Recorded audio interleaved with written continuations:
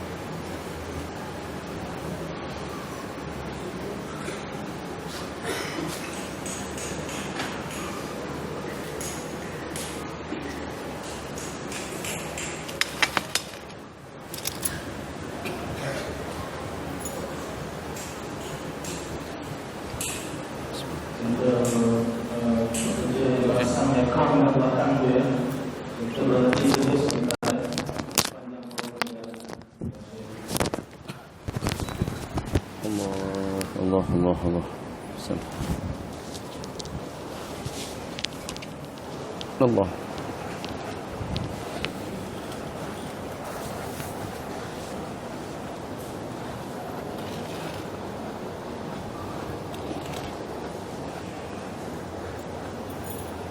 Belum ada.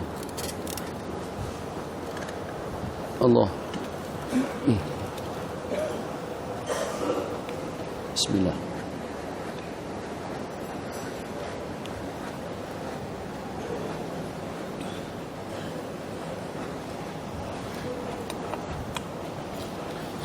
Bismillahirrahmanirrahim. Alhamdulillahirabbil alamin. Wa sallallahu wasallama ala sayyidina Muhammad wa ala alihi wa sahbihi ajma'in.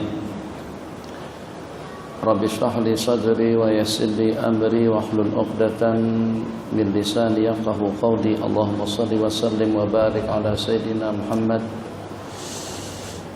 tibbil qulubi wa dawaiha wa afiyatil abdani wa shifaiha wa nuril absari wa dhiyaiha wa bahjatin nufusi wa safaiha wa qutil arwahi wa ghidaiha wa ala alihi wa sahbihi haqqa qadrihi wa miqdarihi al-azim. Amma ba'd. Subhanaka la ilma lana illa ma 'allamtana innaka antal alimul hakim. Wa la hawla wa la quwwata illa billahil aliyyil azim. Rabbi yassir wa la tu'assir, Rabbi tammim bi khair. Hababana fillah, sebagaimana biasa akan kita awali majelis kita dengan sisi soal jawab. Dan sebelum kita dengari pertanyaan yang pertama, ada satu pertanyaan atau suatu istifsar tentang imam dan makmum. Mudah-mudahan dapat kita ambil perhatian secara cermat. Apakah ada perbedaan antara sembahyang imam dengan makmum, yang pada saat dengan kita menjadi imam dan kita pada saat waktu menjadi makmum? Apakah ada terdapat perbedaan antara sembahyang imam dengan makmum? Jawabannya iya, dalam beberapa perkara. Secara amnya tidak ada perbedaan antara bacaan, antara sikap, antara perilaku, antara perbuatan imam dengan makmum pada waktu melaksanakan sembahyang berjamaah. Segala tuntutan yang dituntut kepada imam juga dituntut kepada makmum, dan juga segala tuntutan yang dituntut kepada makmum juga dituntut kepada imam untuk melaksanakannya. Hanya di sana terdapat beberapa perbedaan. Perbedaan yang pertama dalam niat. Jadi kalau dengan imam niatnya imaman, sementara dengan makmum niatnya makmuman. Yang kedua, dengan imam disunatkan untuk mengeraskan suara dengan bacaan Fatihah dan juga dengan surah. Sementara dengan makmum disunatkan untuk membaca secara perlahan-lahan, sedangkan dengan surah daripada makmum bergantung kepada surah bacaan daripada imam. Jadi kalau pada waktu dengan imamnya membaca surah yang khilaful aula atau yang tidak digalakkan atau tidak disunatkan, maka kesan buruknya kepada makmum, sebab makmum bergantung kepada bacaan imam. Imam pilihkan surah yang kurang lawak atau juga yang bercanggah, yang bertentangan dengan sunnah, maka makmum akan terimbas, sembahyang makmum akan terkesan dengan bacaan yang tidak begitu tepat. Selanjutnya, dalam masalah perbedaan antara imam dengan makmum, kalau pada masa sembahyang subuh imam akan membaca kunut subuh, imam bertugas untuk membaca, sedangkan makmum bertugas untuk mengaminkan. Makmum di belakang amin, imam Allahumma hdina fiman hadait wa afina fiman afait, sementara dengan makmum di belakang amin. Apabila ada di antara daripada bacaan kunut yang sepatutnya dibaca pada waktu kita membaca kunut itu tertinggalkan, maka dengan sembahyang atau disunatkan dengan yang bersembahyang untuk melaksanakan sujud sahwi. Jadi dalam kunut itu ada 10. 5 yang pertama doa, 5 yang berikutnya itu adalah sanjungan dan pujian. Yang kalau pada waktu dengan imam membaca doa, makmum di belakang mengaminkan 5 kali. Yang kalau pada waktu dengan imam membaca sanjungan dan pujian, maka dengan makmum ikut serta membacanya. Selain daripada itu tidak ada perbedaan antara imam dengan makmum. Kalau ada perbedaan yang terakhir, paling dalam posisi duduk. Jadi selepas imam salam ke kanan dan ke kiri, kalau seandainya selepas sembahyang maghrib dan juga selepas sembahyang subuh, imam membaca la ilaha illallah wahdahu la syarikalah sebanyak 10 kali, Allahumma ajirni minan nar sebanyak 7 kali. Selepas itu imam akan mengiringkan kiblat berada di sebelah kiri, sementara dengan makmum berada di sebelah kanan. Ini saja perbedaannya. Makmum tak berubah. Makmum tetap saja posisi makmum menghadap kiblat. atau dengan imam selepas salam ke kanan dan ke kiri. Kalau itu untuk sembahyang zuhur, untuk sembahyang isya, untuk sembahyang zuhur, asar, zuhur, isya. Maka dengan imam pilihan yang pertama semacam yang saya sebutkan tadi, kiblat ke sebelah kiri, makmum ke sebelah kanan, atau dengan imam akan menghadap makmum secara 100%. Jadi dengan makmum tetap pada posisinya, tidak berpindah kemana-mana. Kalaulah ada perpindahan, paling pada masa selepas membaca la ilaha illallah wahdahu la syarikalah sebanyak 10 kali. Nak duk bersila silahkan, nak duk ittiras dipersilahkan, nak duk tawarruk juga dipersilahkan. Tapi imam dengan makmum seyogianya, sepatut dan sewajarnya pada waktu membaca zikir yang 10 tadi itu masing-masing masih menghadap arah kiblat dan posisi duduk tidak terubah. Selain daripada itu, perbedaan hampir boleh dikatakan tidak ada. Jadi pergerakan yang dilakukan oleh imam itu juga akan dilakukan oleh makmum. Kalau dalam sembahyang terdapat pada 4 tempat dengan kita mengangkat tangan. Dalam sembahyang disuratkan kita mengangkat tangan pada 4 tempat. Satu, pada waktu takbiratul ihram, Allahu Akbar. Yang kedua, pada waktu akan rukuk, jangan tangan langsung turun, angkat, tunggu dulu. Lam yalid wa lam yulad wa lam yakul lahu kufuwan ahad. Allah, angkat tangan, Allahu Akbar. Sami Allahu liman hamidah. Itu yang ketiga. Yang keempatnya nanti pada waktu kita bangkit daripada tasyahud awal seperti maghrib, isya, zuhur, asar ada tasyahud awal. Maka pada waktu kita bangkit daripada tasyahud awal, kita akan mengangkat kembali kedua belah tangan kita seperti pada waktu kita takbir. Ini perbedaan antara imam dengan makmum dalam pelaksanaan sembahyang berjamaah. Silakan pertanyaan yang pertama.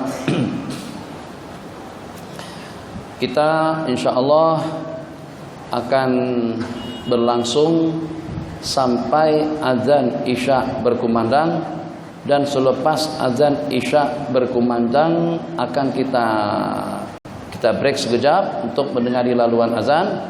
Kemudian selepas itu akan kita lanjutkan sampai kepada pukul 9 sesuku lebih kurangnya. Jadi sebelum dengan pertanyaan yang pertama, supaya tidak timbul pertanyaan lagi. Tadi malam saya di masjid Bandar Diraja, Jantukah? Kelang. Masjid Bandar Diraja Kelang. Jadi yang walaupun bukan dipertanyakan pada masa program sedang berlangsung, tapi imam-imam berisik mempertanyakan tentang ada diantara daripada jamaah yang komplain tentang pengajian yang bersambung di malam hari, yang kadang-kadang sebagaimana yang kita buat pada malam hari ini, selepas masuk waktu isya azan dikumandangkan tapi program tetap berlangsung. Kadang-kadang isyanya pada pukul 9.30, kadang-kadang isyanya pada pukul 10. Itu bagaimana? Saya datang, jadi kata mereka cerita, kata sebagian daripada jamaah, saya datang ke masjid ini untuk melaksanakan sembahyang pada awal waktu. Ini apa tuh guru tuh merepek, atau juga dengan kuliah tuh langsung diteruskan. Nah, itu bagaimana? Jadi mereka pun jadi tegamam saat ketika ditanya semacam itu, atau juga ada diantara daripada jamaah yang komplain dikarenakan karena dengan program berlangsung sampai pukul 9.30 dan juga seumpamanya. Untuk diketahui ada 2 sembahyang yang terkecuali daripada hadis, hadis bunyinya afdalu al ibadati as-salatu fi awali waqtiha. Seafdal ibadah itu adalah sembahyang pada permulaan waktunya. 2 yang terkecuali. Yang pertama sembahyang zuhur, dan yang kedua sembahyang asar. Yang pertama sembahyang zuhur, satu di musim panas di negeri yang panas. Itu afdalnya bukan pada awal waktu. Sunnah sembahyang zuhur ditangguhkan dalam beberapa waktu. 1 jam setengah sampai suasana agak mendung, sampai suasana agak teduh. Ini khusus untuk sembahyang zuhur. Tapi dengan 2 syarat. Syarat yang pertamanya di negara-negara yang panas seperti Timur Tengah, kemudian yang kedua di musim panas. Di negara yang panas di musim panas. Kalau seperti di tempat kita tetap saja sembahyang zuhur afdal kita laksanakan pada permulaan waktunya. Kemudian yang kedua yang perlu dipahami, kalau adzan sudah berkumandang tepat waktu, kemudian dengan kita menyibukkan diri kita dengan zikir, dengan tasbih, dengan tahmid, dengan takbir, dengan amalan-amalan, sehingga sampai tidak kurang daripada dalam setengah jam baru qamat. Itu tetap dengan kita melaksanakan sembahyang pada awal waktu. Yang termasuk sahun, lengah, lalai, wailul lil musallin alladzina hum an salatihim sahun. Itu kalau pada saat waktu berlangsung dengan kita belum lagi mempersiapkan diri untuk sembahyang sampai keluar daripada waktunya. Jadi untuk sembahyang zuhur secara khusus sunat ditangguhkan daripada awal waktu di musim panas di negara-negara yang panas. Kalau seperti kita di KL sekarang kita sudah hampir musim hujan. Kedah masih panas, Kelantan masih panas, sampai sekarang belum ada hujan. Suasana di Kelantan kering. Baru-baru saya pergi ke Kelantan masih kering lagi, tanaman kering. Apakah sunat kita menangguhkan? Tidak. Yang walaupun musim panas, tapi Kelantan bukan negeri atau Malaysia bukan negara yang panas. Yang kedua, sembahyang Isya. Jadi diamati sembahyang Isya supaya tidak ada yang komplain. Kalau komplain kita amati dan pahami hadis ini. Pada suatu ketika Nabi kita ditunggu sama jamaah, ditunggu waktu Isya sudah masuk, ditunggu Nabi kita tak kunjung datang, ditunggu Nabi kita tidak masuk, ditunggu. Gambaran hadis sampai ramai di kalangan makmum yang tertidur, yang terangguk-angguk, bukan setakat mengantuk saja, tertidur di waktu duduk. Kira-kira dalam pukul 10:30 baru Nabi kita datang. Nabi kita bersabda, hanya kalian saja yang menantikan sembahyang. Seandainya tidak akan menyusahkan kepada kalian, niscayalah sembahyang Isya ini akan aku laksanakan pada jam yang seperti ini. Ulama mengatakan afdalnya ini pengecualian. Untuk sembahyang pada awal waktu itu adalah sembahyang Isya. Sembahyang Isya afdalnya dilaksanakan pada sepertiga malam yang pertama.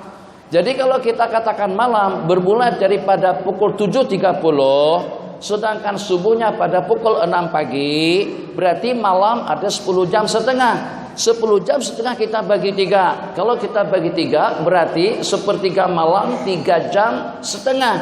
3 jam setengah daripada pukul 7.30 berarti dalam pukul 11-an.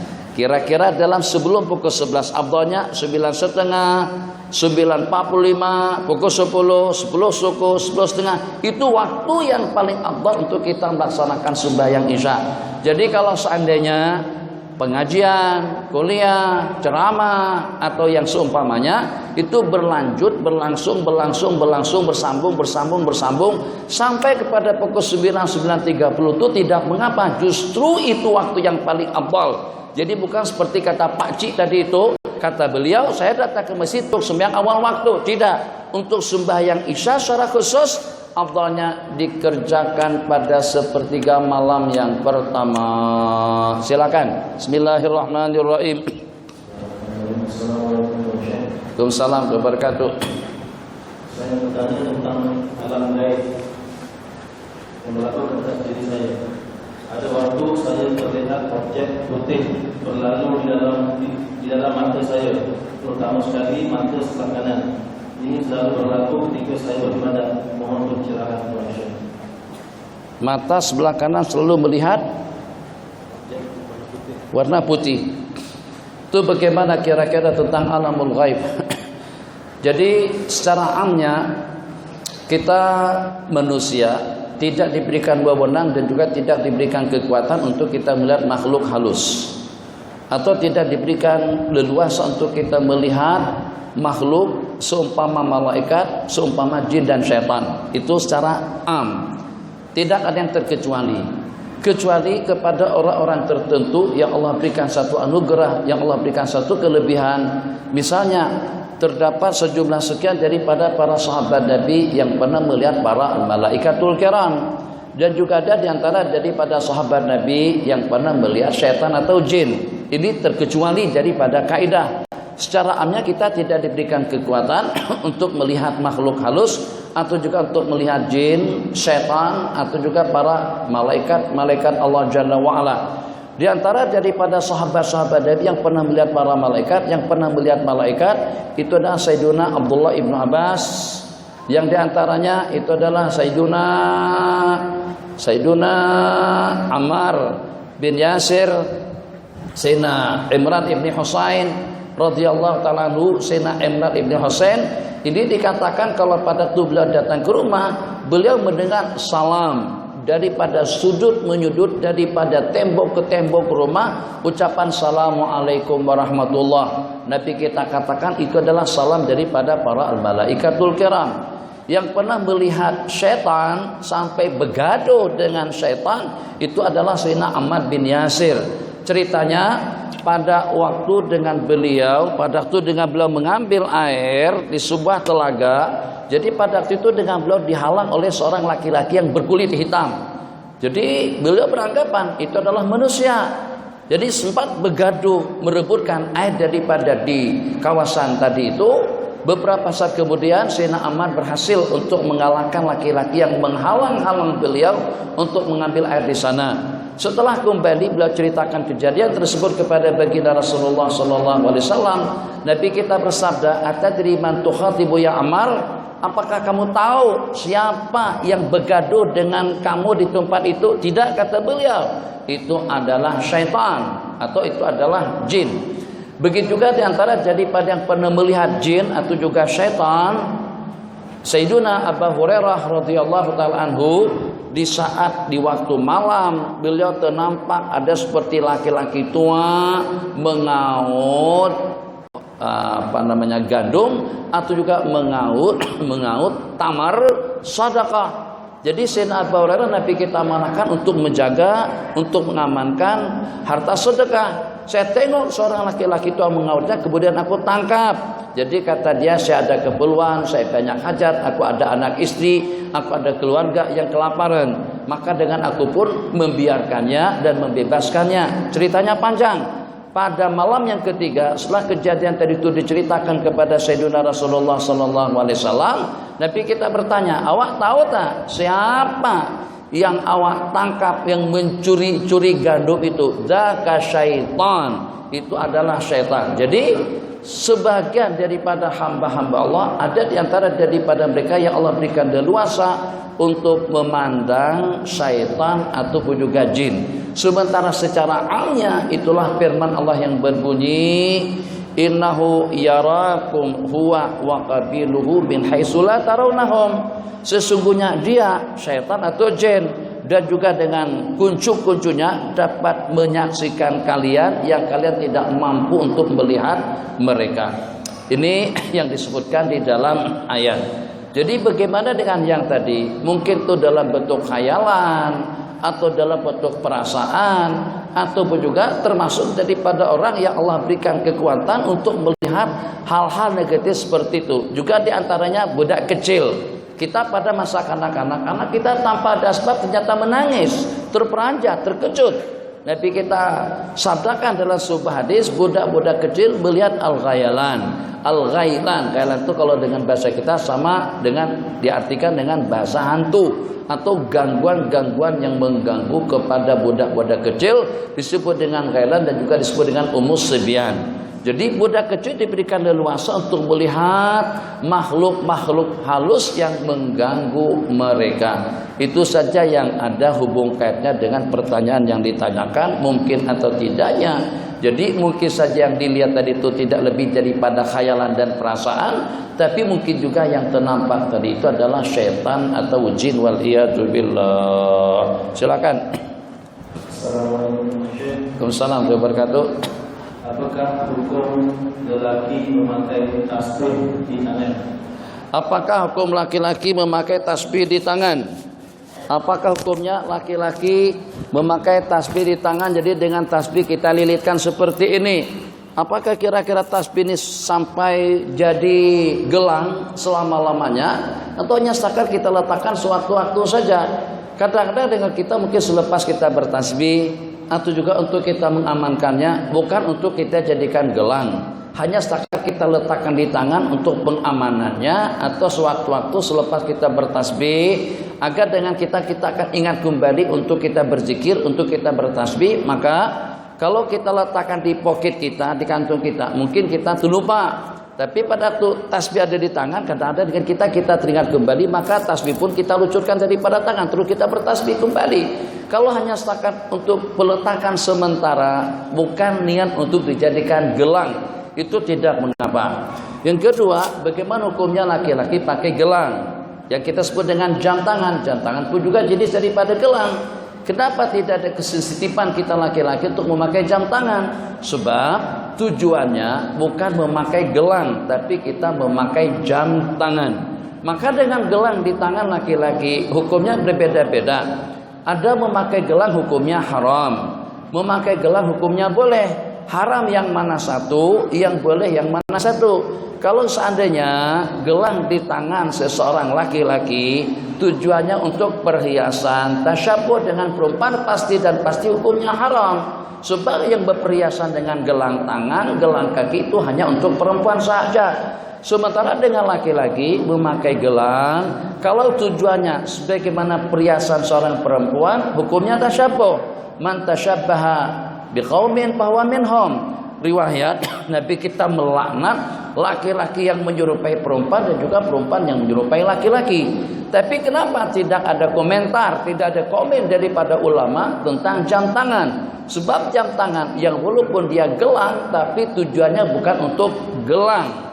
Tujuan jam tangan itu adalah untuk waktu, untuk memperkenalkan waktu sepanjang perputaran 24 jam. Kedua, gelang yang sifatnya untuk perkenalan, untuk mengenalkan diri. Jadi gelang yang dipakai oleh orang sakit, masuk kuat bagi gelang sebelah kiri sebelah kanan tak kisah. Di situ ada nama lengkap kita. Begitu juga dengan gelang yang dipakai oleh jamaah umroh, yang dipakai sama jamaah haji, nama lengkap, nomor paspor, muassasah, nomor telepon dan lain sebagainya. Itu tujuannya bukan untuk perhiasan. Gelang yang semacam itu tujuannya adalah untuk memperkenalkan identitas diri. Dia daripada warga mana, muassasah nomor berapa, nomor teleponnya. Jadi kalau tersesat, kita tinggal gelang dia. Oh, ini muassasah 57. Adanya di Jiyad Sud, adanya di Aziziyah, adanya di Syubeka. Senang orang-orang sana untuk mengantarkan kita ke alamat kita. Dua.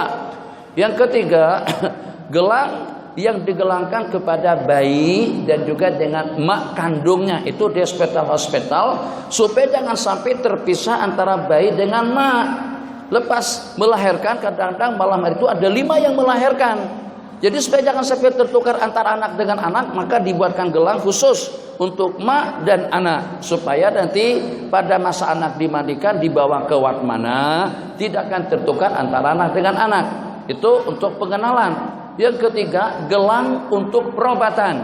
Gelang untuk perobatan jenis yang macam manapun itu tidak mengapa. Sebab tujuannya bukan untuk perhiasan, tujuannya bukan untuk menyerupai gelang perempuan, tapi tujuannya untuk berobat. Jadi kalau ternyata gelang di tangan seseorang tujuannya adalah untuk perobatan, itu tidak ada pendapat yang mengatakan hukumnya haram. Kenapa? Sebab tentang perobatan itu diantara daripada sesuatu yang dituntut. Nabi kita bersabda, ma anzalallahu da'an illa anzala ma'ahu shifa'a. Tidak pernah ada penyakit yang diturunkan melainkan Allah turunkan bersama penawar dan juga bersama penyembuhnya. Silakan. Waalaikumsalam warahmatullahi wabarakatuh. Apakah hukumnya orang Islam yang tidak melaksanakan kurban dan juga akikah? Bagaimana hukumnya orang Islam yang tidak melaksanakan korban dan akikah kalau seandainya orang tadi itu memang tidak berkemampuan, tidak berkebolehan dari sudut kehidupan dan keperluan sehari-hari? Jangankan untuk dengan seumpama berkorban, keperluan sehari-hari saja tidak terpenuhi, tidak ada masalah. Sebab kenapa? Sebab kalau seandainya mampu sekalipun, korban hukumnya sunat. Jadi tidak ada pendapat yang mengatakan berkorban hukumnya wajib, kecuali kalau kita nazarkan. Macam itu juga hanya dengan akikah. Akikah hukumnya sunat, tapi kesunatannya itu disunatkan kepada kedua ibu dan bapak untuk menyembelihkan hewan korban, kambing, lembu, kerbau, onta pada usia 7 hari. Pada masa usia anak 7 hari dari hari kelahirannya, hitung hari yang ke-7. Jadi kalau kita punya kemampuan, kalau kita ada duit, elok dengan kita menyembelihkan akikahnya dengan 1 ekor kambing, untuk anak laki-laki 2 ekor kambing, untuk anak perempuan 1 ekor kambing.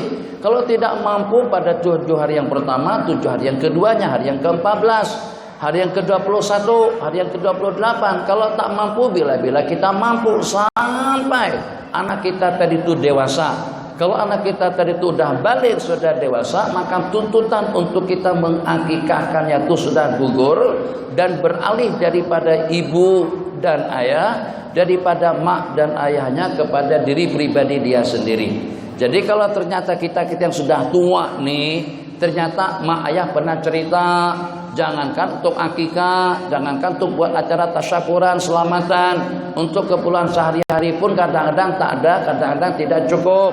Jadi secara pasti mereka memberitahukan kepada kita bahwasanya pada masa kita berusia 7 hari dan selanjutnya sampai balik, kita tidak pernah diakikahi.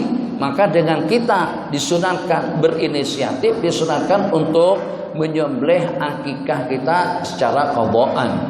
Jadi siapa yang merasa, siapa yang dapat informasi tidak diakikahi pada masa kanak-kanaknya, sunat berakikah bila mana mampu. Jadi kalau seumur hidup tidak pernah mampu, bagaimana? Ya udah, tak ada masalah. Kalau mampu pun bukan satu kewajiban, hanya saja fadilatnya besar. Satu, untuk mendapatkan ganjaran pahala dan keampunan daripada Allah. Yang kedua, dengan ganjaran yang Nabi kita janjikan itu sebagai sarana, sebagai alat, sebagai tunggangan, sebagai kendaraan yang akan membawa seseorang ke dalam surga. Sementara kalau dengan akikah, Nabi kita bersabda, al-mauludu marhunun bi aqiqati hatta yu'aqqa yauma sabi'i. Seorang bayi yang lahir itu tergadaikan dengan akikahnya sehingga disembelihkan pada hari yang ke-7. Ulama mengatakan makna daripada tergadai di situ, kalaulah nanti sampai kepada hari kiamat, anak tidak diberikan wewenang dan tidak ada leluasa untuk membantu dan memberikan syafaat kepada mak dan ayahnya kalau anak tadi itu tidak tertebuskan, atau dengan anak tadi itu tidak kita akikahi. Jadi untuk menebus rahan marhun tergadaikan itu dengan cara mengakikahinya. Kalau seumur hidup seseorang tidak pernah melaksanakan sembahyang hari raya haji dan puasa, tidak pernah berakikat dan juga tidak pernah berkorban, tidak ada masalah. Itu tidak menjelaskan dengan iman dan yakin. Silakan. Sebelum itu adik-adik Hafiz seorang penduduk juga berhampiran dengan jemaah muslimat sebelum ada persoalan mendatang ke depannya. Dan kami seorang orang juga berhampiran muslimat. Soalan seterusnya. Assalamualaikum warahmatullahi wabarakatuh. Waalaikumsalam warahmatullahi wabarakatuh. Saya seorang wanita yang dulu masa remaja jahil agama. Namun beberapa bulan belakangan ini saya telah berusaha kembali kepada agama Islam yang sebenar. Soalan saya adalah,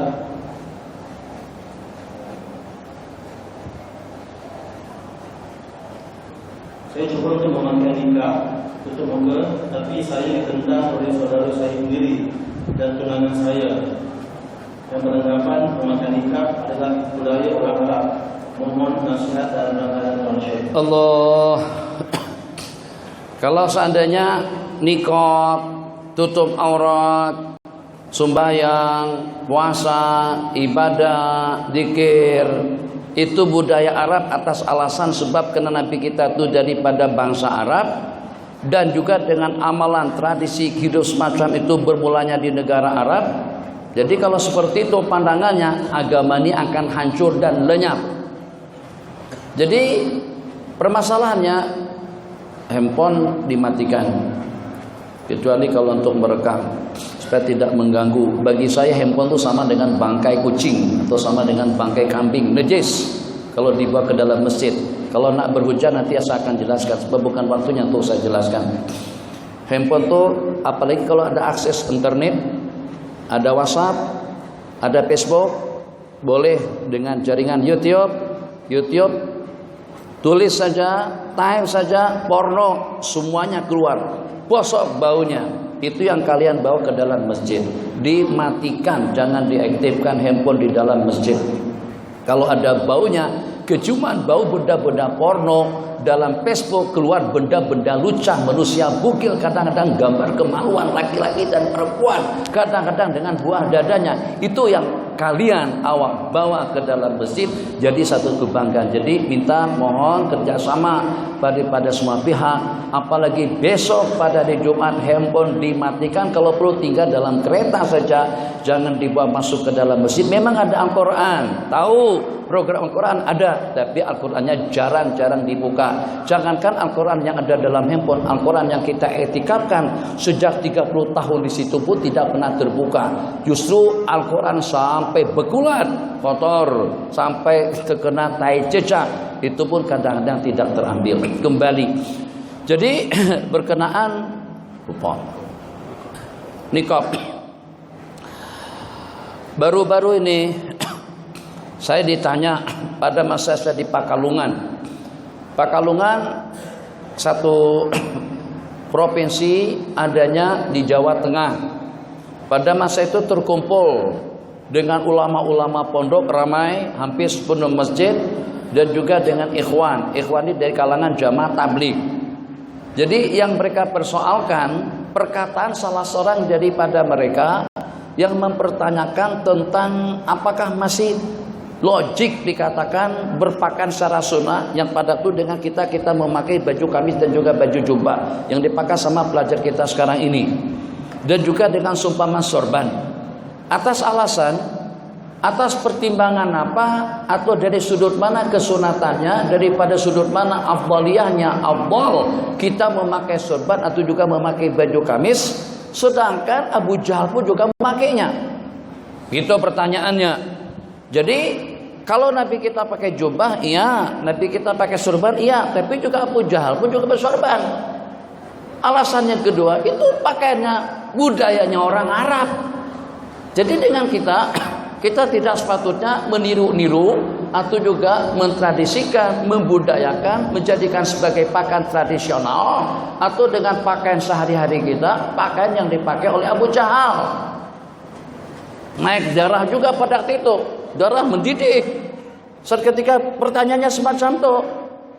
Jadi maksudnya untuk apa dengan kita pakai sorban? Yang Abu Jahal pun juga pakai sorban, Abu Lahab juga pakai sorban, Umayyah juga pakai sorban. Kenapa dengan kita memakainya? Jadi saya katakan Abu Jahal juga makan, kenapa kita makan? Abu Jahal makan, Abu Jahal berak, Abu Jahal kencing, Abu Jahal berpakaian, Abu Jahal berbaju. Kenapa kita buat? Bedalah. Jadi kesamaannya itu tidak ada masalah, tapi kita dengan nawa itu yang berbeda. Kalau dengan mereka memakai makan minum jima, Abu Jahal buat proyek. Kalau gitu kita jangan buat proyek.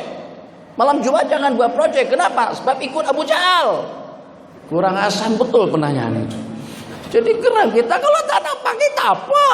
Tak nak pakai baju jubah, tak nak pakai sorban, tak nak pakai baju putih, tak kisah. Tapi jangan beli orang, jangan katakan itu caranya Abu Jahal. Kita bukan ikut Abu Jahal, kita ikut firman Allah yang berbunyi, "Qul in kuntum tuhibbunallaha fattabi'uni." Tanyakan kepada si penanya tadi itu, apakah kira-kira Sayyiduna Rasulullah sallallahu alaihi wasallam itu sebagai manusia, sebagai insan idola kita yang ideal sebagai nabi dan rasul, apakah hanya diutus kepada bangsa Arab, kepada orang-orang Arab, atau juga nabi kita, atau dengan bagi nabi juga diutus kepada bangsa Melayu? Siapa yang mengakui dengan kenabian baginda Nabi SAW, tak kisah dia Melayu, dia Nigeria, dia Djibouti, dia Somali, dia Sudan, dia Indonesia, dia Malaysia, maka satu persatu tiap orang yang beriman dengan kenabian dan juga dengan kerasulan Sayyidina Rasulullah SAW itu diperintahkan untuk mengikuti jejak langkah beliau, dan juga diperintahkan untuk mengikuti pedoman ihdinas shiratal mustaqim, pedoman dan bimbingan Al-Quran dan hadis. tanpa membeda-bedakan apakah kita daripada bangsa orang asli, bangsa Dayak, suku Madura, Banjar atau apa saja, tidak ada perbedaannya. Kenapa? Sebab Rasulullah Sallallahu Alaihi Wasallam itu adalah milik umat, bukan miliknya orang Arab. Maka pakaian yang Nabi kita pakai, makanan, cara Nabi kita makan, cara Nabi kita minum, cara Nabi kita bergaul, cara Nabi kita hidup daripada waktu Nabi kita bangun sampai tidur kembali, sepanjang perjalanan waktu beliau, kita sebagai umat dituntut, dianjurkan dan digalakkan untuk kita mengikuti jejak langkah beliau. Justru mengikuti gaya hidup baginda Rasulullah Sallallahu Alaihi Wasallam, baik itu dengan akidahnya, ibadahnya, ubudiyahnya, pakaiannya, makan dan minumnya, itu diantara daripada asbab yang akan membawa seseorang ke dalam surga dan hidup dengan beliau nanti di dalam surganya Allah Jalla wa Ala. Wa man ahabbani kana ma'i fil jannah, orang yang cinta kepada aku akan bersama aku nanti di dalam surga. Maka dengan seumpama niqab, dengan hijab, jilbab, di situ ayat diturunkan yang tujuannya itu adalah umat, bukan tujuannya orang Arab Saudi. Jadi kalau seandainya Rasulullah hanya untuk orang Arab Saudi, kita ayah pin misalnya, oke lah. Kita bukan Nabi dengan ayah pin, Melayu tak kenal dengan ayah pin. Banyak ayah pin terpaksa mengundurkan diri daripada jawatan sebagai Nabi dan Rasul. Dikenakan ke orang Melayu tak nakan ayah pin sebagai Nabi, sebab Nabi kita orang Melayu juga Rasulullah Sallallahu Alaihi Wasallam. Maka ayat yang diturunkan, kullil mu'minat, katakan kepada wanita-wanita mukminat untuk menundukkan pandangan mereka, wal yadribna bi khumurihinna ala juyubihinna, dan hendaklah melabuhkan kerudung mereka itu ke dada-dada mereka supaya dada tidak nampak kelihatan. Ataupun juga dengan niqab yang dipakai oleh istri-istri baginda Nabi Sallallahu Alaihi Wasallam. Mana buktinya? Coba dengar hadis. Dah azan nih. 10 menit. Waktu qamat. Bentar. Alang-alang. Jadi hadis yang menceritakan tentang hukum halal haram, sunat wajib, rukun syarat dalam pelaksanaan ibadah haji. Di antara daripada yang diriwayatkan untuk perempuan, la tatanaqab wa la talbas al-quffazain, jangan memakai niqab dan juga jangan memakai sarung tangan. Itu di antara daripada larangan kepada perempuan. Perempuan wajib terbuka muka dan juga terbuka kedua belah tangan pada waktu sembahyang dan juga pada waktu melaksanakan ihram. Berarti niqab, hukum hakam niqab bukan untuk orang Arab Saudi. Jadi misalnya, apakah kalau pada waktu dengan orang Arab Saudi tidak memakainya juga dengan kita tidak memakainya? Tidak. Kalau orang Arab Saudi bugil misalnya, tanah pakai pakaian secara Islamik, apakah dengan kita jadikan sebagai satu alasan? Tidak. Mereka pakai, mereka tak pakai. Kita bukan bertaklid kepada orang Saudi. Kita bukan bernabi kepada orang-orang Timur Tengah. Kita bernabi kepada Rasulullah dan juga berpedoman kepada Al-Quran dan hadis. Niqab termasuk daripada pakaian yang digalakkan, yang dianjurkan oleh agama kita, tapi tidaklah sampai kepada tahap diwajibkan. Menurut pendapat kebanyakan daripada ulama, yang wajib tutup aurat secara sempurna daripada kepala sampai ke kaki, tidak boleh kelihatan selain daripada muka dengan telapak tangan sahaja, seperti pada waktu kita sembahyang. Sementara ada pendapat kedua daripada ulama mengatakan niqab itu wajib kepada perempuan yang memang kecantikannya betul-betul mengundang perhatian. Kalau seandainya orang ternampak dengan perempuan tadi itu muka ke muka, itu akan tertabrak yang elektrik. Jadi kalau naik motor, jadi orang itu kena kelapa sawit, sampai tertabrak lembu. Maka perempuan itu wajib pakai niqab kalau seandainya kecantikan semacam itu. Tapi kecantikan pula berbeda-beda, itu ikut keadaan. Yang secara kesimpulannya ada pendapat mengatakan pakai niqab hukumnya wajib, ada pendapat mengatakan hukum niqab pakainya sunat, ada pendapat mengatakan bergantung kepada kecantikan atau tidaknya perempuan yang memakainya. Azan. Kita dengari laluan adzan terlebih dahulu, nanti kita teruskan. Yang nak berudu daripada sekarang. Kita akan terus masih dalam ketinggian 40.000 kaki di atas permukaan laut. Kita akan mendarat pada pukul 9 sesuk. Adzan.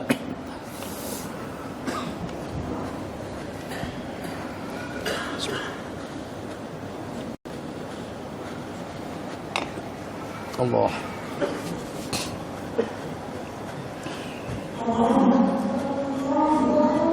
Allahu Akbar, Allahu Akbar.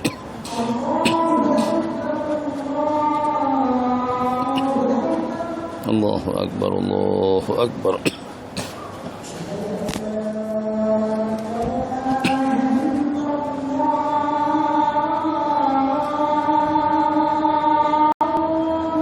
Asyhadu an la ilaha illallah.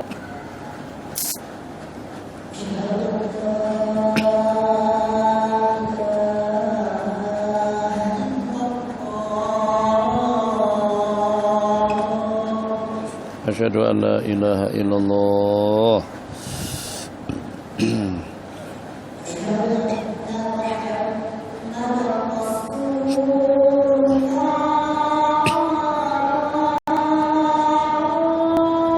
Asyhadu anna Muhammadar Rasulullah sallallahu alaihi wasallam.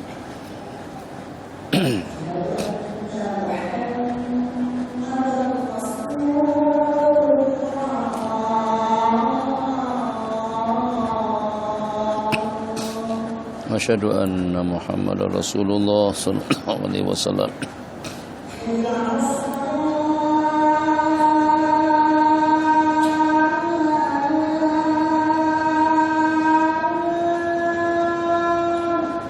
La haula wala quwwata illa billahil aliyyil azim.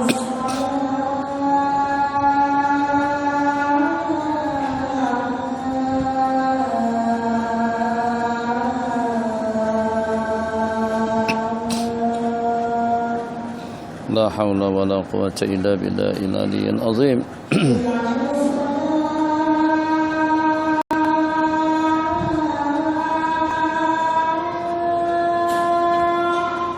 La haula wala quwwata illa billahil aliyyil azim.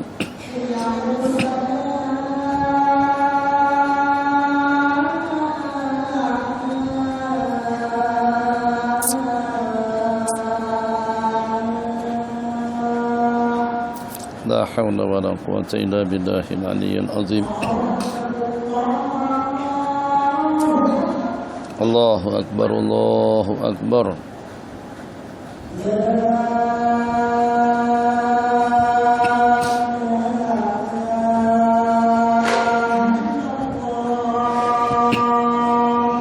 La ilaha illallah sallallahu alaihi Muhammad wa ala alihi washabbihi ajma'in. Allahumma rabb hadhihi da'wati tammati was salatil qa'imah ati sayyidina Muhammadan al-wasilata wal fadilata wat darajata al-'aliyata ar-rafi'ah wa ba'asu maqaman mahmudan alladhi wa'atahu innaka la tukhliful mi'ad. Subhanallah walhamdulillah wa la ilaha illallah wallahu akbar. Subhanallah walhamdulillah wa la ilaha illallah wallahu akbar. Subhanallah walhamdulillah wa la ilaha illallah wallahu akbar. Subhanallah walhamdulillah wa la ilaha illallah wallahu akbar. Subhanallah walhamdulillah wa la ilaha illallah wallahu akbar. Subhanallah walhamdulillah wa la ilaha illallah wallahu akbar. Bismillahirrahmanirrahim. Alhamdulillahi rabbil alamin wa sallallahu wa sallama ala sayyidina Muhammad wa ala alihi wa sahbihi ajma'in wa dzakir fa inna dzikra tanfa'ul mu'minin. Pertanyaan soalan yang selanjutnya. Naam. Assalamualaikum warahmatullahi Waalaikumsalam warahmatullahi wabarakatuh. Ada adakah benar selagi ada solat yang tidak dilaksanakan ataupun dilaksanakan terlebih dahulu, maka tidak boleh mengubah solat sunat yang lain? Apakah betul seseorang yang mempunyai salat qadhaan, dia tidak boleh melaksanakan sembahyang sunat kecuali dengan salat qadhaannya terselesaikan, terqadhakan terlebih dahulu? Betul dan salah. Betul kalau seandainya salat qadhaan tadi itu diantara daripada sembahyang yang dengan kita wajib mengqadhanya sesegera mungkin. Itu jenis-jenis sembahyang yang ditinggalkan secara sengaja. Mabuk kepayang, lupa daratan, urusan dunia, urusan sukan, urusan politik. Asbab musababnya macam-macam sehingga sampai tidak sembahyang. Sejak daripada usia 30-an sampai pada usia 40-an, atau sejak daripada balik sampai pada usia 20-an baru sholat, selama tidak kurang daripada 5 tahun. Jadi kalau sembahyang yang tertinggalkan tadi itu ditinggalkan secara sengaja, maka mengqadhanya segera, harus dikerjakan secepat mungkin.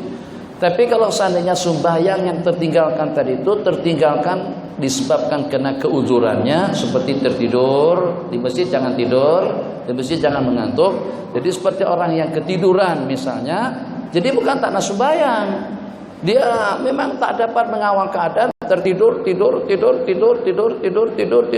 sampai ketinggalan maghrib dengan isya. Bila bangunnya waktu subuh. Daripada selepas asar letih sungguh, tertidur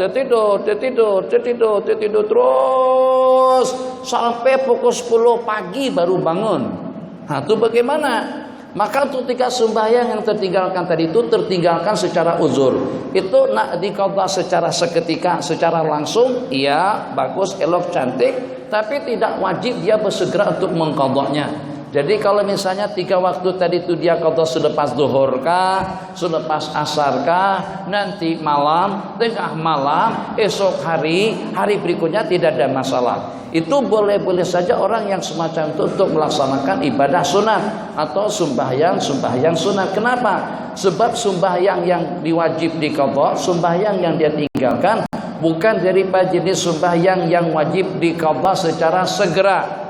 Tapi kalau ketinggalannya kena menonton, ini Argentina dengan Belanda misalnya, Jerman dengan Italia, atau juga Selangor melawan Terengganu.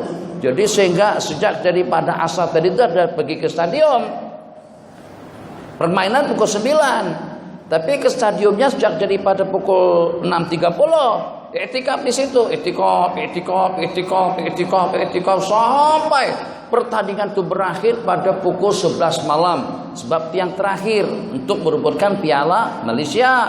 Masya Allah, tabarakallah, balik, ya Allah ya Rahman, udah keletihan, tuh tidur lagi.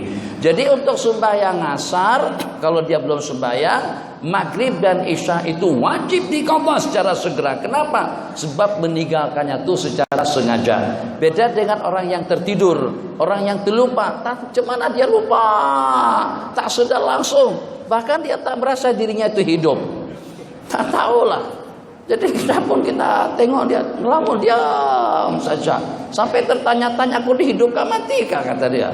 Nah, kalau ada orang yang semacam itu sampai tak tahu diri, sehingga sampai tak sembahyangnya kalau pada itu dia sudah wajib diqadha, tapi mengqadhanya tidak wajib segera. Itu yang saya katakan betul dan salah. Betul kalau meninggalkannya secara sengaja, salah kalau meninggalkannya secara tidak disengaja. Di samping kita harus pandai matematika. Sejak dari kecil kita tahu. Coba budak-budak tahfiz, Bang. 1 dengan 70 mana yang banyak? Yang tidak atau 1 dengan 70 mana yang banyak? Banyak 70, betul? Betul kan? Pastikan dulu, jangan banyak yang 1 daripada yang 70. Semuanya tahu banyak yang 70 daripada yang 1. Baik itu dengan nilainya atau juga dengan angkanya. Kalau dengan angkanya 1 setakat 1 aja. Kalau 70 ada 2, 7 tambah dengan 0. Takkan dengan kita tidak tahu. Maka pada waktu kita melaksanakan sembahyang sunat 70 rakaat daripada sembahyang sunat atau 70 macam daripada sembahyang sunat itu baru dapat menandingi satu sembahyang fardu. Takkan dengan kita mengejar yang satu meninggalkan yang 70. Jadi misalnya nih sudah dekat bulan Ramadan, tinggal dalam 25 harian saja lagi. Nanti pada waktu di masjid sembahyang tarawih kita buat sembahyang qadaan. Imam 2 rakaat, kita 2 rakaat juga subuh. Imam 2 rakaat, kita 3 maghrib. Imam 2 rakaat, kita 4 zuhur, asar, isya. Makmum komplain, awak kenapa tambah-tambah begitu? Ini dapat cara seperti apa? Dapat cara daripada mana? Ikut sunnahnya siapa? Itu urusan pribadi aku dengan Allah. Awak jangan kacau aku, jangan begaduh, jangan tanya. Itu urusan pribadi saya. Allah Maha tahu tentang kenapa aku tambah ke rakaat yang ketiga, kenapa aku tambah 2 rakaat, dan kenapa aku baca kunut. Memangnya ada sembahyang kunut? Ada kunut kah? Waktu melaksanakan sembahyang tarawih? Memang tak ada. Tapi awak jangan cari pasal dengan. Dulu orang yang ngobrol dengan aku hancur tulang rusuknya. Jadi ada cerita pada saat orang tadi itu sudah mulai berjinak-jinak dengan agama, ke masjid, berjamaah, i'tikaf, pakai sorban, baju putih, kayu arak, terjumpa dengan salafi yang ekstrim, dengan Wahab yang ekstrim, mengatakan i'tikafan seperti jamaah tabligh itu bid'ah, dhalalah, itu sesat.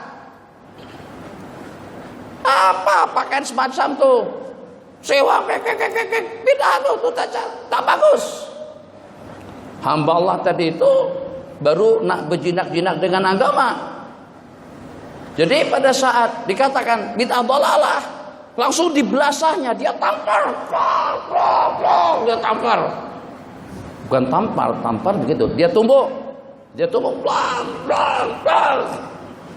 Awak ini kurang ajar betul. Dulu aku pada waktu preman itu bahasa sini sama dengan samsing. Masa aku samsing, preman. Pada masa aku preman, aku tak sembahyang, aku mencuri, aku mabuk, main perempuan, minuman keras. Awak senyap-senyap saja. Tak pernah kata bid'ah pun, kataku.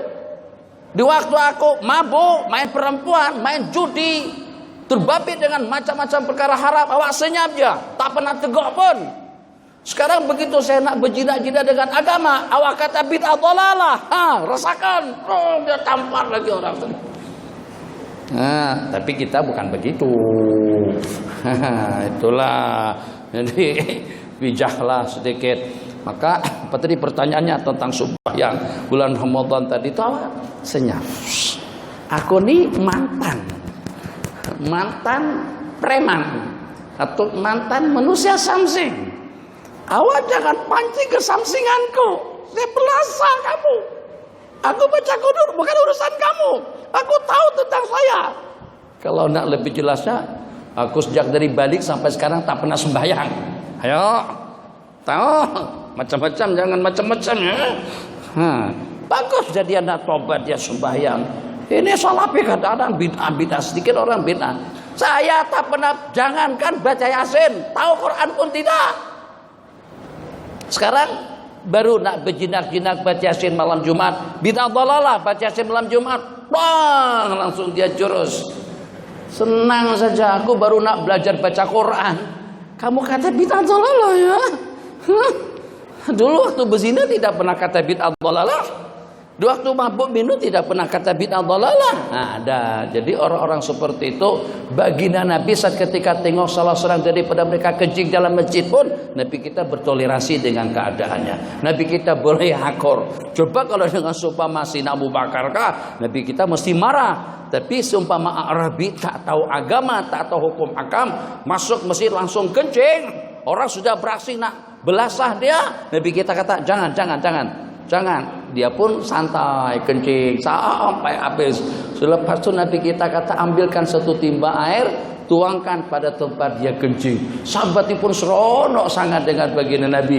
Doakan ya Allah, berikan keampunan kepada aku dengan Nabi Muhammad sahaja, dan jangan kau ampunkan sesiapa saja.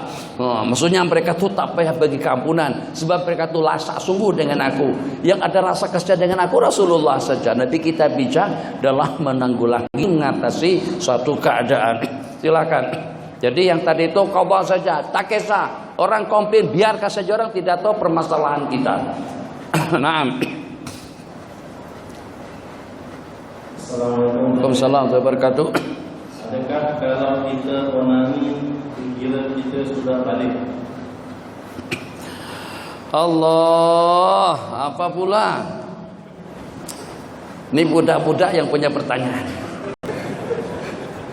Tak apa, tanya saja. Kan saya tak tahu pun siapa yang buat pertanyaan. Jadi saya mau macam tu, jangan datang sini ngantuk, tidak. Buat pertanyaan. Tiap saya datang sini harus ada pertanyaan. Tapi diperhatikan jawabannya. Apakah kira-kira kalau dengan seseorang itu beronani, itu dikira balik? Hari ini, kalau tidak salah Metro, pasangan dua laki si asal daripada India, yang istrinya hamil melahirkan seorang bayi, seorang anak pada masa usia 70 tahun. Jadi dia ada satu kawasan, satu tempat klinik perobatan, yang di sana perobatan tadi itu memberikan layanan untuk penyuburan kepada wanita-wanita yang bermasalah. Selepas 43 tahun berumah tangga baru dapat anak yang pertama. Suami 73 dapat batuk. Tinggal 3 tahun lagi meninggal dunia baru dapat anak. Jadi tak apalah, Allah kuasa atas segala-galanya. Memang secara logiknya atau juga secara kebiasaannya perempuan kalau sudah usia 50 tidak bakalan hamil. Tapi Allah nak tunjukkan kuasa Allah. Perempuan tadi itu hamil pada masa usia 70 tahun. Satu. Kemudian sekarang tersebar dalam Facebook atau dalam berita dalam media massa tentang perempuan anak kecil hamil pada masa usia di bawah daripada 10 tahun. Jadi laki-lakinya tak siapa yang punya proyek kita juga tidak tahu. Siapa yang punya kerjaan, siapa yang punya produk. Tapi yang secara pasti budak kecil perempuan tadi itu hamil. Apakah kira-kira yang dewasa yang belum piaskan nafsunya secara haram atau seperti apa? Itu tidak dapat dipastikan yang secara pasti. Ternyata berlaku yang semacam itu.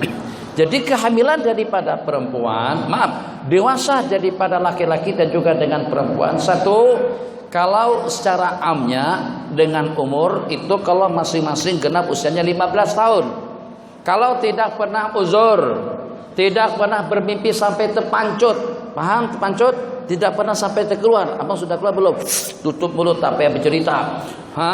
Jadi kalau seandainya tak pernah keluar langsung, tidak pernah uzur bagi perempuan, tak pernah bermimpi tentang pasangan laki dengan perempuan, maka kebalik atau kedua insan tadi itu dikatakan dihukumkan balik kalau genap usia mereka 15 tahun. Itu namanya balik dengan usia. Yang kedua balik dengan uzur. Tapi uzur yang mana? Satu, uzur yang darah itu keluarnya pada masa usia 9 tahun ke atas. Ini ikut statistik. Perempuan yang pertama uzur ditemukan itu di Yaman atas statistik penelitian daripada Imam Syafi'i, di mana dengan perempuan kebanyakannya setelah beliau kaji, adakan kajian itu uzur pada masa usia 9 tahun dari 9 tahun ke atas. Dua.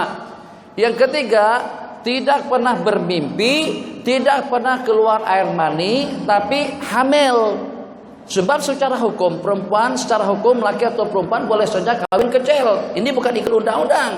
Undang-undang kita saja laki-laki pada masa usia 18 tahun, perempuan pada masa usia 16 tahun. Itu baru sah. Kalau seandainya seperti tadi ada cerita seseorang menggauli perempuan kanak-kanak dikatakan. Kanak-kanak yang dikatakan kanak-kanak tadi itu seperti apa? Dia pada masa usia 15-an tahun. 15 tahun sudah balik, bukan lagi kanak-kanak. Tapi secara undang-undang itu masih dianggap di bawah umur.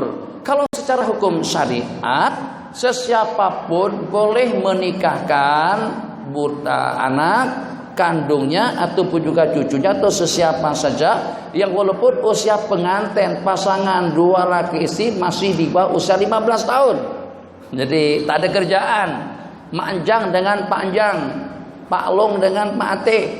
Jadi kata Pak Long, manjang, daripada kita tak pasti apakah nanti dengan kita sempat apakah kita akan berusia panjang sehingga kita sempat untuk menyaksikan anak kita ini kawin. Wallahu alam, saya pun sekarang rasa tidak yakin akan berumur sampai pada tahun 2030, 2025, 2020. Cuman kalau kita kawinkan saja anak kita dari sekarang. Hah? Maksud awak masih kanak-kanak tuh.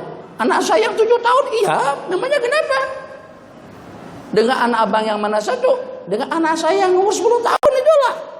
Jadi suaminya 10 tahun, istrinya 7 tahun. Itulah saya katakan tadi kerjaan. Simbang akur. Betul juga ya. Kalau kita tunggu setelah mereka dewasa, belum tentu dia mau dinikahkan pada waktu itu. Alasannya tak ada duit lah, belum ada penghasilan, belum ada pekerjaan. Jadi gimana kalau mereka kawinkan pada usia 10 dan usia 7 tahun? Silakan, tidak ada masalah. Secara hukum boleh. Bukan secara undang-undang. Undang-undang tidak membolehkan, tidak disahkan. Secara hukum boleh. Jadi nikahkan pada masa usia masih kanak-kanak. Jadi mereka tadi itu diajarin atau pandai sendiri. Buddha sekarang pandai sendiri. Dia benda itu tidak perlu diajarkan. Tak perlu begini. Dia pandai sendiri. Tuntutan daripada naluri membuat orang jadi pandai. Dia tidak akan tersalah alamat. Ya. Misalnya laki-laki usia 10 tahun, istrinya usia 8 tahun atau 7 tahun. Jadi mesti dengan mereka yang walaupun tak dapat panduan bimbingan daripada sesiapa, itu secara naluri dia tahu ini apa kegunaannya, ini untuk apa, ini untuk apa, ini untuk bernapas, ini untuk makan, ini untuk mendengar, ini untuk melihat, ini untuk berpikir, ini perut untuk makan, tampungan makan, untuk itu untuk apa? Dia pandai sendirilah. Jadi akhirnya mereka bergaul, kumpul. Mandi junubnya wajib, kedua-duanya diwajibkan mandi. Kenapa? Sebab itu adalah hubungan antara pasangan dua laki istri. Tapi sejak 3 tahun selepas mereka berkawin, Utur tidak pernah apalagi hamil. Pada usianya 11 tahun istrinya hamil. Itu kehamilan itu menunjukkan dia balik. Nah, jadi di sini balik dengan umur, balik dengan uzur, balik dengan kehamilan. Maka macam itulah juga dengan yang beronani tadi itu. Kalau dia kanak-kanak, kalau misalnya dia gosok, dia rasa sedap saja, tapi mani tidak akan keluar. Kalau pada masa gosok, tekan, terus terpancot, nah itu membuktikan dia balik pada masa seketika itu. Tak boleh turunkan kaki turun. Jangan bersila macam itu goyang-goyang seperti apa. Jangan kaki letak atas paha. Duduk sopan. Jadi cerita tentang onani satu, jangan, ini pelajar semuanya, dan yang belum kawin jangan mengambil alternatif untuk mengatasi keadaan dengan cara beronani. Dia macam mana pun, kalau sampai terbiar 2 minggu, 3 minggu tak keluar, mesti kita akan termimpi. Benda itu akan keluar. Sudah tidak sudah, mimpi tak mimpi, bangun, wah, Pulau Langkawi ada di pakaian dalam, bingung. Apa nih pekat-pekat siapa yang bekak di sini? Ini kak siapa nih? Kenapa pekat-pekat macam ini? Tak payah bingung. Kalau sudah adanya di jalan situ, dan di mana pula atau di mana lagi kalau bukan daripada kita sendiri? Berarti wajib mandi. Mimpi tak mimpi, ingat. Kalau bangun di asrama, kalau bangun pertama tidur pakai celana. Jangan tak pakai, jangan pakai kain saja. Takut kalau itu naik kan malu. Nanti kawan-kawan tarik-tarik tuh. Jadi kerjaan pula. Jadi pakai celana panjang, pakai seluar panjang, tidur. Kalau boleh tidur mengiring. Jadi kalau mengiring saat ketika naik nafsu, orang tak jam. Tapi kalau tidur bertelanjang macam tuh, nampak apa tuh? Seperti piramid aja. Nanti ada kawan yang nakal, dia sentuh-sentuh. Apa nih? Awak jangan sentuh-sentuh macam itu. Awak tak punya kah? Jadi akhirnya bergaduh. Kembali. Jadi kalau misalnya tak termimpi pun, tapi ternyata pakaian dalam seluar dalam itu basah. Basah bukan basah bau hancing. Basah bau hancing itu terkencing. Ini bahasanya lekat-lekat. Itu berarti ada termimpi, maknanya Anda wajib mandi junub. Sementara cara mengatasi naluri, nafsu, gejolak seks itu dengan cara beronani banyak kesan buruknya. Yang diantaranya yang paling parah sekali, orang itu boleh gila. Yang kedua, boleh jadi impotent, mati pocong. Yang ketiga, paling tidak pada masa akan beraksi nanti malam ini kena lucah sedikit, kena bukan lucah bahasa sini, kena mencarut. Karena pertanyaan, coba jangan tanya benda-benda macam tuh. Jadi nanti pada masa nakawin baru saja berhadapan dengan pasangan sudah terpanjur dah. Belum beraksi lagi, belum. Ini pusingan 45 menit. Rehat setengah jam, sambung balik. Tak boleh buat macam tu. Baru saja berhadapan sudah krek. Kenapa? Karena dia terbiasa beronani. Itu akan mengecewakan. Tak apalah, istri sabar. 2 minggu sabar. 3 bulan tabah. 4 tahun minta cerai. Syukur kalau sampai 4 tahun. Kenapa? Nampak badan saja besar. Apa kata Ustaz Azhar Idrus? Singgah di An-Inar. Abang Haji minum apa? Teh tarik dengan telur ayam kampung dan masukkan kulitnya sekali. Kulit ayam kampung, telurnya dengan kulitnya. Wah, nampak gagah perkasa. 3 menitnya tumbang. Gayanya tuh main setengah jam. Baru berhadapan dah, tumbang dah. Itu paling mengecewakan istri. Istri tak bagikan gelang, tak kisah, tak belikan perhiasan, tak kisah, tak beli nasi kerabu, tak kisah. Tapi harus kita laki-laki mampu untuk memberikan nafkah batin dan mampu untuk memberikan kepuasan kepada pasangan kita. Makanya di negara kita agar laki-laki jantan, gentleman mampu untuk memberikan kepuasan kepada pasangannya, muncul macam-macam jenis minuman, herba dan sebagainya. Tongkat Ali, tongkat Abu Bakar, tongkat Omar, tongkat Sina Utsman bin Affan, teh Radex, tongkat pasak bumi, kambing, ayam kampung, madu Arab, madu Yaman, macam-macam. Ya Allah ya Arhamar Rahimin. Kalau perempuan mengonsumsi, memakan jenis-jenis yang macam itu, tumbang suaminya. Innalillahi wa inna ilaihi raji'un. Oke, bantah apa? Panjang ceritanya. Jadi kesimpulannya, pertanyaan kecilnya. Balik, ya balik. Sudah saya jawabannya. Kenapa merapu ke situ kemari? Silakan. Assalamualaikum warahmatullahi wabarakatuh. Saya seorang berjemaah bersama seorang wanita Arab, di mana dia menjadi imam. Beberapa kali sebelum ini saya ternampak kakinya dan saya menegur, tapi tidak dihiraukan. Soalnya beliau sholat sambil duduk, bolehkah saya berimamkannya? Ini pertanyaan dari laki atau perempuan? Apa daripada perempuan? Perempuan. Jadi macam mana dengan jamaah Arab, Pakistan, India, Bangladesh yang pada waktu mereka sembahyang kadang-kadang mereka ternampak kaki. Memang bagi mereka kaki di antara daripada yang tidak wajib ditutup. Jadi kalau dengan kita kecuali muka dengan telapak tangan, mereka kecuali muka, telapak tangan dan kaki. Makanya perempuan-perempuan India, Pakistan atau yang kita lihat di Mekah dan di Madinah, banyak di kalangan mereka yang tidak pakai stukir pada waktu sembahyang. Kenapa? Sebab bagi mereka dia diantara daripada yang tidak wajib ditutup. Tapi bagaimanapun, kalau ternampak yang semacam itu dengan orang Melayu, kebanyakan kita Melayu itu bermazhab-mazhab Al-Imam Asy-Syafi'i. Mazhab kita aurat yang wajib ditutup seluruh anggota tubuh kecuali muka dengan telapak tangan. Satu itu pada waktu sembahyang, yang kedua pada waktu kita di hadapan laki-laki ajnabi.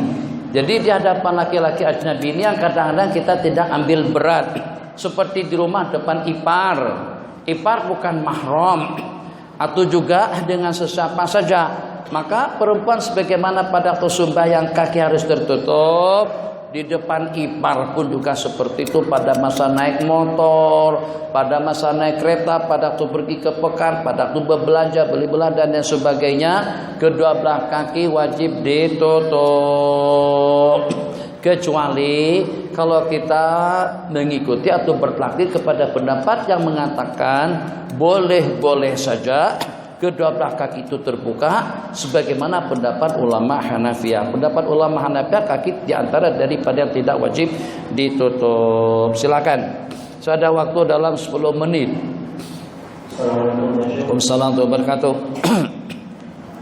Kalau kita salat maghrib berseorangan, lalu pada rakaat kedua ada 2 orang makmum masuk dan salat bersama kita. Lalu imam tadi wuduknya terbatal. Jadi siapa yang perlu jadi imam? Jadi kalau kebetulan kita sembahyang sendirian, lepas tu yang saya paham, lepas tu datang 2 orang makmum. Datang 2 orang makmum dan makmum kepada yang sendirian tadi itu. Maka yang sendirian tadi itu, di saat dia perasan, di saat dia mengetahui ada 2 orang di belakang bermakmum kepada dia, dia dianjurkan untuk merubah niat secepatnya daripada niat bersendirian kepada niat menjadi imam. Kalau dia tidak rubah niat, kalau dia tidak niat jadi imam, sah sembahyangnya, tapi dia tidak dapat pahala berjamaah. Ingat abang, abang sedang sendirian, tak ada orang, kita pun tak mengira ada orang. Akhirnya kita sendirian, Allahu Akbar. Di tengah-tengah kita sembahyang, ada orang mengikut kita. Maka pada saat ketika itu kita nikah dalam hati, aku sekarang jadi imam.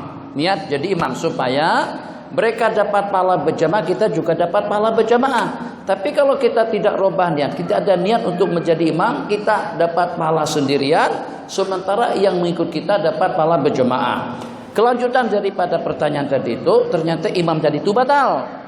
Maka daripada berdua makmum di belakang tadi itu, siapa yang layak untuk menjadi imam? Secara hukum lebih afdalnya dengan mereka masing-masing meneruskan, tidak bermakmum dan juga tidak berimam. Kenapa? Sebab kedua-duanya sudah mendapatkan pahala berjamaah. Dalam mazhab kita, makmum selepas imam salam terus ada beberapa orang masbuk di belakang. Itu terpulang kepada mereka yang berempat yang masbuk tadi itu, ya imam dengan mereka yang sama-sama masbuk, imam dengan mereka mengkedepankan atau salah satu ke depan untuk mengimami mereka kembali, boleh, tapi tidak disunatkan. Setakat boleh. Yang dianjurkan seperti apa? Yang dianjurkan selepas imam salam, masing-masing makmum menyelesaikan sembahyangnya. Jadi masing-masing kayu. Maka dengan yang berdua tadi itu, kalau seandainya nak berjamaah kembali dengan salah satunya, silakan saja. Siapa yang akan menjadi imam yang paling layak daripada mereka berdua yang bacaannya fasih, yang bacaannya betul, dan yang mengetahui tentang hukum hakam sembahyang. Kalau mereka tidak berjamaah pun tidak masalah. Kenapa? Sebab kedua-duanya sudah mendapatkan pahala berjamaah. Silakan. Assalamualaikum warahmatullahi wabarakatuh.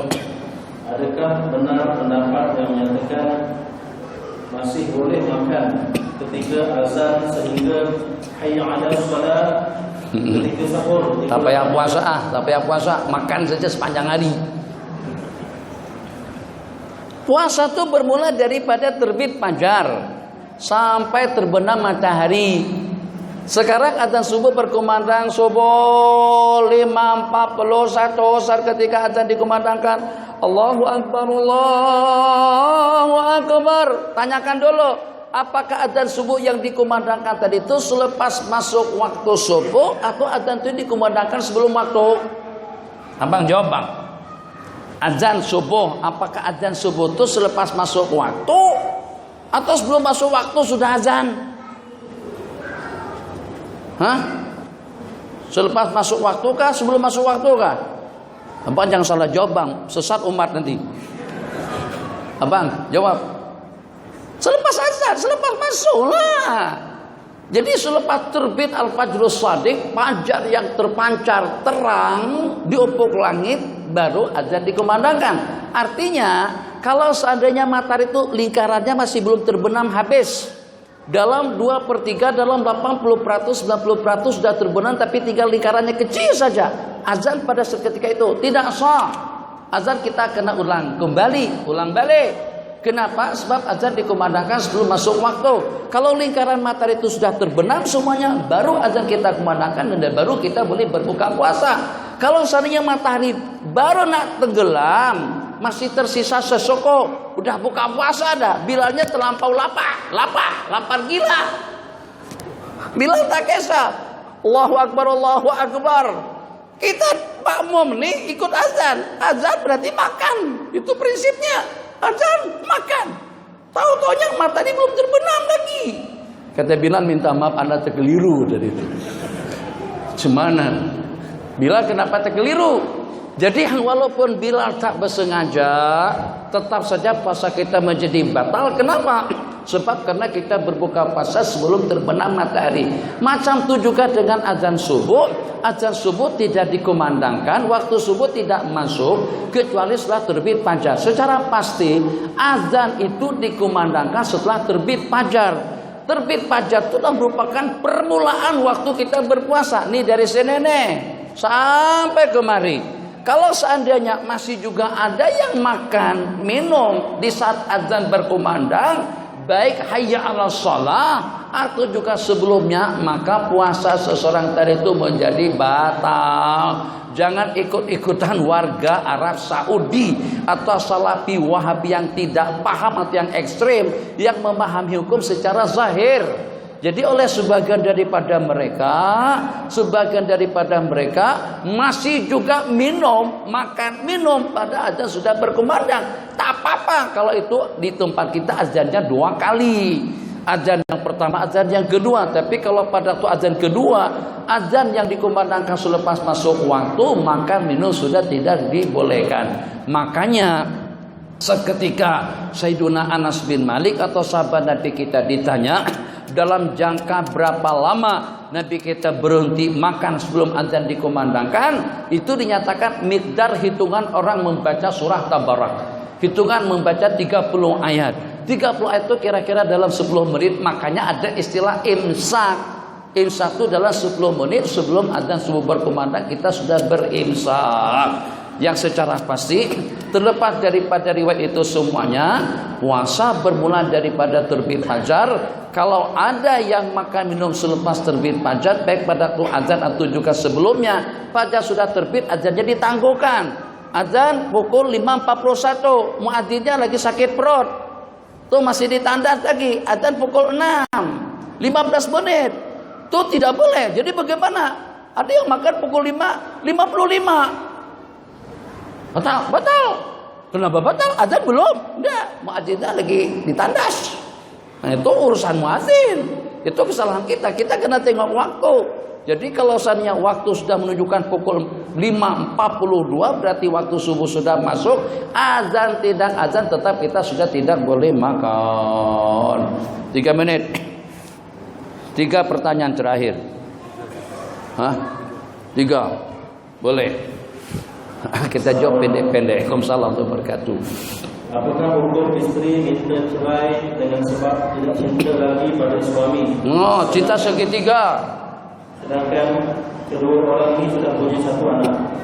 Cumana dengan istri minta cerai dengan suami, Nabi kita bersabda afdhalul halal. Perkara halal yang paling dimurka dan yang paling dibenci oleh Allah itu adalah cerai. Apabila perempuan minta cerai dengan suaminya akan bergoncang arasnya Allah Jalla wa Ala. Jadi kalau alasannya karena kurang cinta, karena tak cinta, cari cintanya, cari. Agar bagaimana supaya boleh cinta balik.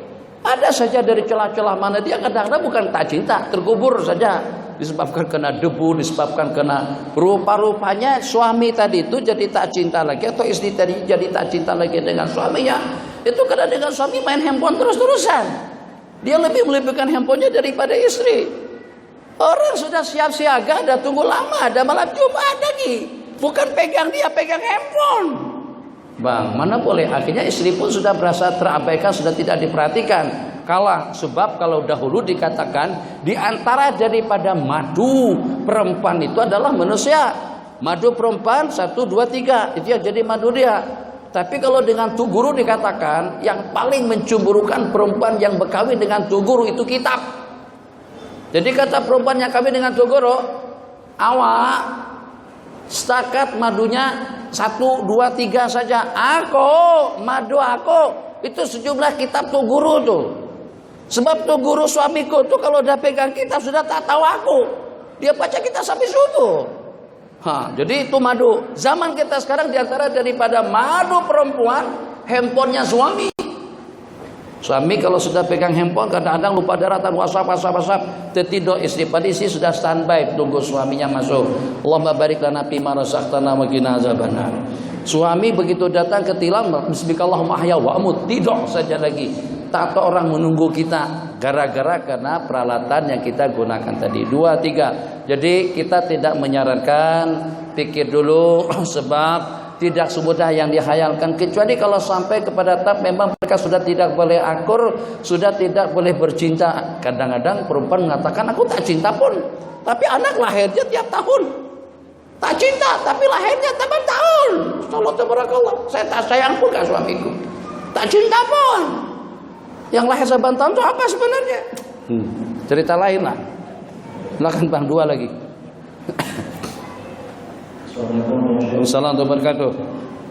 Saya dulu tidak sholat, puasa dan lain-lain. Bagaimana dengan masalah saya? Perlukah qada gantikan semua sholat? Wajib diqadha. Puasanya wajib diqadha, sembahyangnya pun juga wajib diqadha, dan tidak betul pendapat itu sangat-sangat lemah sekali yang mengatakan kesemuanya itu dapat diatasi dengan bertobat. Jadi yang dapat diatasi dengan bertobat itu bukan dalam bentuk kewajiban seumpama sembahyang dan puasa. Jadi tobat atas ketaksiran kita. Kenapa sampai tidak sembahyang dan juga kenapa sampai tidak puasa, itu dengan cara bertobat. Sementara dengan hitungannya tetap wajib diqadha, yang walaupun dia sudah melakukan taubatan nasuha. Tobat nasuha. Terakhir. Assalamualaikum warahmatullahi wabarakatuh. Mohon Tuan Syekh jelaskan zikir atau amalan khusus dalam bulan Sya'ban. Allahumma kama ballaghtana Rajab wa Sya'ban faballighna Ramadan. Amalan khusus pada bulan Sya'ban, dia tidak ada sebenarnya yang secara khusus, tapi kejadian khusus pada bulan Sya'ban diantaranya perpindahan kiblat. Dan Nabi kita bersabda bulan Sya'ban ini merupakan bulan yang dilupakan oleh umat atau yang terlupakan. Dia antara Rajab dengan Ramadan. Ramadan confirm dan pasti kita akan meningkatkan amal ubudiyah kita. Bulan Rajab dia salah satu daripada bulan Asyuril Hurum.